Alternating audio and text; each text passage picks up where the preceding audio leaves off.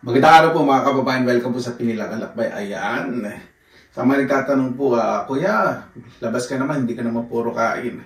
Alam po ninyo pa naman po kasi ngayon ay tag-Nieve winter, kaya minsan lang po ako makalabas. Pero nilalabas po tayo, di ba?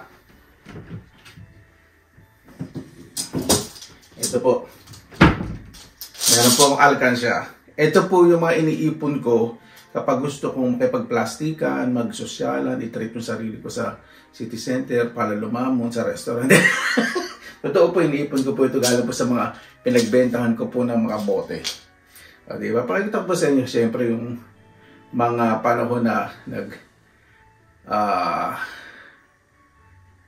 ano ba to? Nagmakaawa ako. Nag-ipon ako ng mga bote kung saan-saan, nag-ipon, namulot. Pero namulot, hindi ko po masyadong mapapakita kasi naipon. Ngayon, meron pa po kasi stories ng mga bote. Iniipon ko po marami na. Pero, gagawin po natin. Titignan po natin kung gaano po muna karami ito bago pa tayo mamasyal, kumain sa restaurant, di ba? At mag-grocery. Ang matinik na diskarte. Gagawin po natin yun. Lalabas po tayo. Ayan. Ito po yung napag-ibunan ko. Ito, madali pong buksan. Binili ko lang po ito sa second hand shop. Kasi napakaganda po ng message. A penny for your dreams. O, di ba? Napakaganda. Aha! Bunga agad. Dali. May mga papel-papel, may mga bills din po dito. 5 euros. Dali. Dahan-dahan baka ma. Yan. 5 euro agad. Ito nyo ba? Ito naman.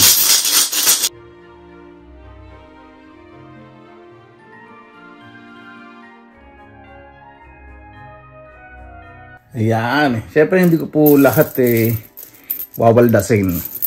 Kumuha lang po ako ng 100 euro. Imagine po ninyo. Itong 100 euro. Nasa 6,000 pesos na po mahigit yan. At napakarami ko pa pong naipon. Ganyan po, di ba? So, ito po ang pambabayad ko. Pero papapalit ko po muna ito sa kiosk. Sa small shop para maging papel. Para naman sa restaurant. Diyos mo yun. Baka sabihin sa mga grocery. Sa grocery siya pwede yung barya. Kasi kala sa restaurant baka sabihin, ano po? Kala mo sa cash register namin, alkansya. Di ba, papalit ko, pabubuo ko po yan, di ba? Siyempre, magmamayaman ako nga, kailangan buo. 250 euro. So, siya. Tara. Lumarga na po tayo at pakikita ko rin po sa inyo yung pag-ipon ko, paghulog ko sa bote, sa tindahan at bago po tayo mamili ng bahagya. Ito po yung mabibilang ko, siyempre. Yung minsan gusto kong mag-relax-relax. Diba? Kakain sa buffet. Siyempre, ang buffet po ngayon, sa kinakainan ko kulang-kulang 15 euro. So, okay na rin yun. Minsan-minsan lang po sa, sa isang buwan. Tapos, bibili ko ng pandepot sa puwet. Pamunas ang puwet po yung, dahil siyempre, pag may mga bisita po dito, papel po ginagamit nila. Natuto na rin po akong gumamit ng papel sa puwet. Siyempre naghuhugas, saka nagpupulis po ng puwet yun. Tapos, ano ba yung bibilin ko? Yung mga sa, may ginagawa pong malaking paint, bibili po ng mga materials. O, diba?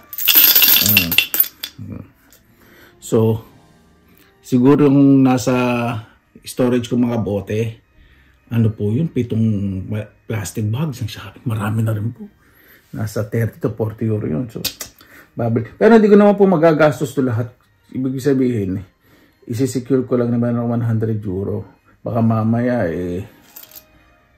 hindi gumana yung card ko. Wala pang bayang kasi minsan po na naglolo ko sa bus. May pambayad ng bus pag hindi ako maglalakad. Lalo ba't taglamig sa labas. Tara na po! Medyo kakaiba rin na po ang panahon po ngayon.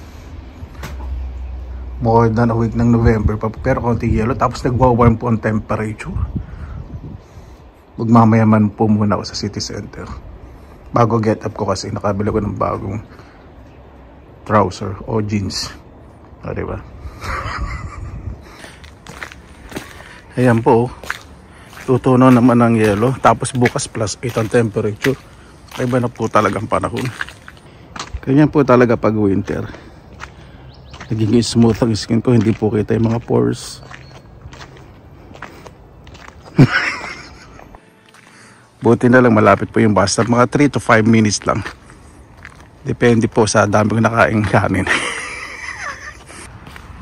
Napakaganda po talaga nitong bagong era nilipatan ko. Yung neighborhood, napakatahimik, napaka-peaceful at napaka-sosyal. Dito po sa Finland, hindi po talaga patigasan ng muka kung saan kukuha ng mga pasahero ang mga drivers. Diba? Kasi meron po silang maayos na sweldo at sinusuportahan po talaga ng kumpanya ang kanilang mga pangangailangan. O diba? Pati ng gobyerno. At syempre, sa mga pasahero naman na matitigas ang muka, yung iba hindi. Wala po patigasan po dito ng muka. Na kahit may pila na kunyari walang nakikitang pila, meron po ditong bus stop na kung saan doon lang po talaga humihinto ang mga bus, ang mga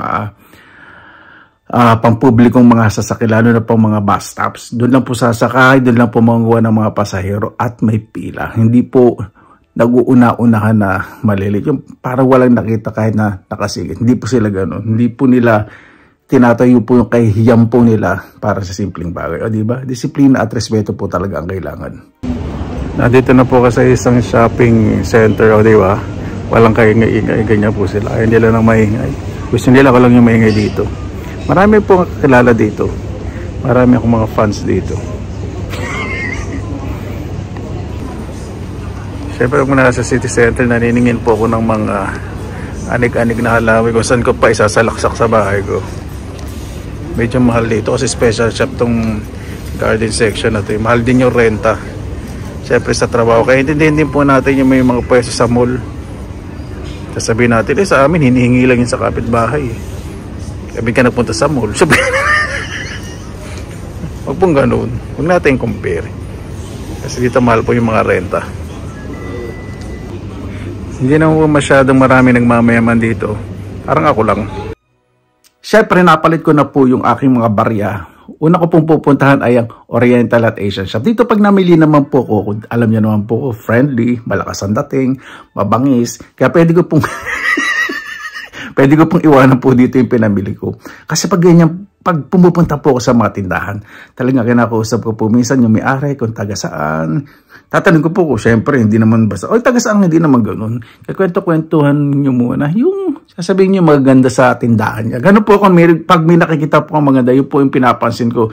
Yun po yung paraan ko po ng pakikipagkaibigan. Hindi yung nakikita mo agad, hindi maganda, di ba? Para perfecto, aswang ka. Hindi. Yan, titignan ko po. At tapos, pag nakapamili na po ako, iwanan ko po muna dito sa Asian shop. At syempre, kakain po muna ako. Diba? Parang may time. Ganun lang ng mga nagmamayaman. Kunyari, merong busy time. Diba? Gutom na po talaga ako. Dito na po tayo sa sushi restaurant. Ito po isang paborito ko pupuntahan dito sa Oulu, Finland. Dito po sa North. Itong sushi restaurant po nito kasi napakaganda po ng serving, napakalinis. Kaya pa minsan, ititreat nyo po yung sarili po nyo. Dito na po ako ngayon sa grocery shop. Napakaayos po talaga, napaka-organized at wala pa rin pong maingay. Napakasarap pong mamili po dito dahil talaga yung mga fresh ingredients, makakapili kayo, yung mga poultry, meat products, iba-iba, mga seafoods. Talagang napaka-safe po. Hindi po sila dito nagtitinda ng nakabuyang-yang po. Siyempre, iba po naman ang temperature dito sa Finland. Hindi po pwede dito. Sa Pilipinas, gusto ko naman siyempre yung nakabuyang-yang, lalo na sa palengke. Ayun po yung namimiss ko. Siyempre dito, pag winter, kulong po lahat. Walang flea market, walang talipapa, dahil tag-niebe na po. Kaya wala kayong makikita ng mga maliliit na tindahan sa labas. Lahat po nasa loob na. Dito nga po pala, wala pong mga baggers na magbabag po ng mga paninda po ninyo. Kaya kung pupunta po kayo dito sa Finland, huwag kayo masyadong magmayaman ha. Sisigaw kayo na siya ng bagger, baka wala nagbabag. Wala pong ganun dito, mapapaya lang po kayo. Kayo po talaga magdadala ng bag ninyo o bibili po siya. Mas maganda kayong magdala kasi pinapractice po talaga nila dito yung pagprotekta po sa kalikasan. Meron po silang mga recycled plastic bags at mas maganda magdala kayo ng sarili lalagyan. Mas makatipid kasi may bayad po yung mga plastic bags na galing po sa mga shops. Ayun po mga kababayan, uwi na po tayo at nagdilim na. Malapit na talaga Pasko, may natatanaw na akong Christmas tree dito po sa City Center at ay nako, wala lang po. Nakakamiss lang po pag may nakita ang Pasko. Buti wala ang tugtog, baka maiyak na naman ako. Totoo po yun, minsan naglalakad, minsan tutulol ako, yuyuko na lang ako. Ang pinakamahirap po talaga pag nandito sa ibang bansa, makarinig po ng mga pamaskong tugtog. Totoo po, naku po. Ayan.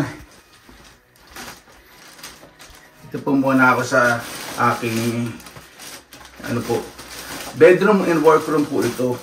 Pero hindi po madalas matulog dito. Madalas matulog po sa living room. Workroom, art room.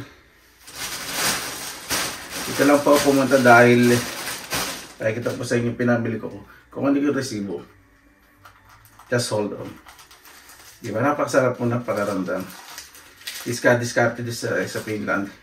Dati po, naglalakad-lakad po ako sa city center sa shop. May mga organized na mga basurahan po doon. Hindi po nakakahiya dito yun. Kapag meron pong nakalagay na for bottle and cans, naku, titignan ko po yun kung meron po talaga. Eh, pera po yun eh. Hindi po nakakahiya yung ganong bagay. Ito. Yung sa grocery, naka 10 euro ko. 10 euro and 7 cents. Hindi ko na pakikita. Hindi ko na kailangan magsinungaling. Dahil marami na akong dalang pera kaya ng 100 euro. Pinagdusahan ko yun. Tapos dun sa normal shop, kanina, pinatampo natin, bumili po ako ng dalawang shower gel. Nagkakahalaga po ito ng 5 euro. Dalawa. 2 euro each. Kapit natin yan. Hindi naman inabot ng 100 euro. Tapos, pumunta po ako sa Asian shop. Eto, bumili ako, nakita nyo naman po kanina, bumili ako ng noodles, saka udon. Korean noodles, saka udon, Japanese noodles. So, fresh. So, naka ano po ako doon. Naka 12.63. Palagyan natin 13 euro. Ito po yung sa shop na binili ko. Ayan o. Pampahid ng puwet. Tapos, may cinnamon roll. Paborito ko po ito eh. Na mini cinnamon roll. Soft drinks din. Na maliit. No sugar. Kampitin po natin. Palagyan natin 5 euro plus 10, 15. 15 plus 13. 27 euro. Tapos yung buffet ko. Magkano yung buffet? Kanina yung sa mga sushi. 14.50.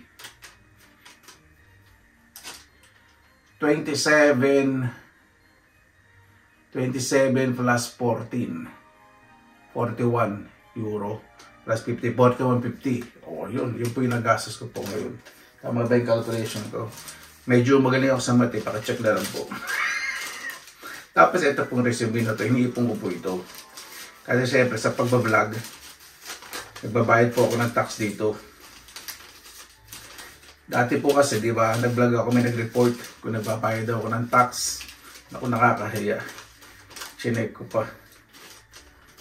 Ayoko na pong sabihin, syempre. Ano po talaga sa Finland. Ay, naku. May naiinggit. Alam niyo na po yung crab mentality. At talagang nagtanong pa po sa tax office kung nagbabayad ako ng tax. Kaya iniipon ko pa yung every year. Kasi pinakita ko po yung dati yung nag-report po sa akin sa tax office. Nagbabayad ako ng tax sa vlog ko. Siyempre trabaho po. Automotive, company po nagbawa. Sabi sa pag-vlog ko. Nag-report po. Ibang klase po. Ay nako. Kilala ko po yun. Nako, malapit po sa akin yung tao po na yun. Sakit lang po sa dibdib. Pero tapos na po yun. So, ito po yung diskarte po sa Finland. Hindi ko lang po syempre sa ibang masa. Sa ibang masa syempre, merong kanya-kanyang diskarte. Yung mga cans, may 10 cents, 15 cents. Yung malalaking plastic bottle, 40 cents po yun. Kaya, o diba? Makasampung plastic bottles ka lang na gano'n eh. Meron ka ng ano, 4 euro. Saan nyo pupulutin yun? So, pag ano po, nagtatanong-tanong po ako dito sa mga kaibigan ko kasi iba may kaya, ayaw nilang punta sa shop. Tapos ganoon pa rin po ako, pumunta ako minsan sa mga park, kapag may mga party, bawal mag-vlog sa mga ganun kapag may mga tao. Pero syempre, sa mga public area, pwede namin. Kaya lang pag may mga event, ayaw po ng iba. Na-invade po yung privacy po nila. So, hindi po nakakaya po dito yung pamumulot ng lata ng mga bote. Hindi po nakakaya. Ngayon, kanina nasa ano po ako, di ba? Nasa mall. Wala na po ang panahon na mamulot po ng mga lata sa bote. Kasi gusto ko pong magmayaman, syempre, di ba? Hello? Hindi gustuhin ko po. Marami po kasi namumulot doon. Marami po. Normal lang po yun. Kasi mga 50 cents ka na po. Nakulaan sa mga bata. Pabibili na po nila ng candy po. Yung maraming bata nakakatawa. Tinitingnan po talaga nila ko yung mga lata po. So yun po mga kababayan. Sa panahon po talaga ngayon, kailangan po maging diskarte. Ang kahihiyan, yan po yung papatay po sa atin. Hindi po tayo mabubuhay. Diskarte po ang bubuhay po sa atin. Maging mapagkumbaba po tayo. At wag po natin isipin lagi sasabihin ng ibang tao na wala na tayong mahalamon. Dahil baka may mga nagsasabi nyo yun, sila ang walang maalamon, di ba? O sino pa yung mga judgmental, sila pa yung wala. Sino pa yung mga judgmental, sino pa yung mga malalaswa ang mukha. Wala pong malaswa ang mukha. Pero nilang masakit sa mata.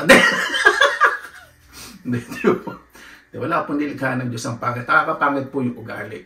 Kaya ang tingin sa tao, pumapangit yung buong.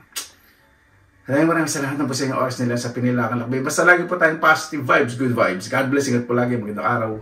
Laban lang!